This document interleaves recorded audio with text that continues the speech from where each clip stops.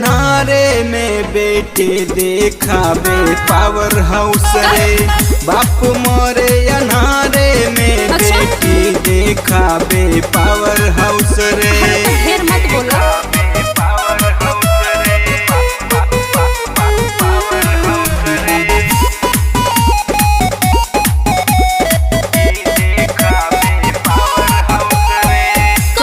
पीछा पूरा होई ना इच्छा खर्चा ना संभराई हो। हमके संभारल हाथी के पालल घर दुआर बिक जहाई हो। अच्छा ई बात खाई के नून रोटी पहिरे के जामा बच के जानी तू कहा हो। बतोरा खटे नरेगा में जाके भाई खटेला तोरा ढाका हो।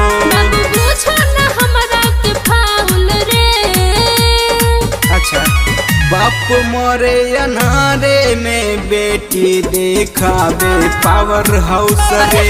बाप मोरे अनारे में बेटी देखावे पावर हाउस रे।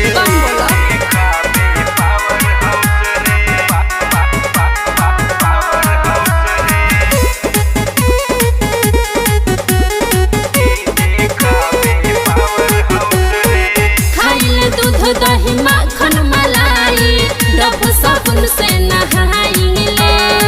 पहिरिले लहंगा महंगा ए बाबू महंगा सेंट लगाइले। बड़ा गमकता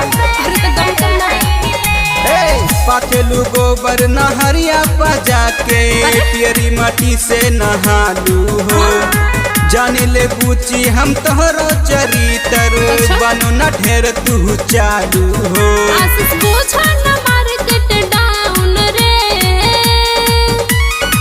बाप मोरे अनारे में बेटी देखावे पावर हाउस रे।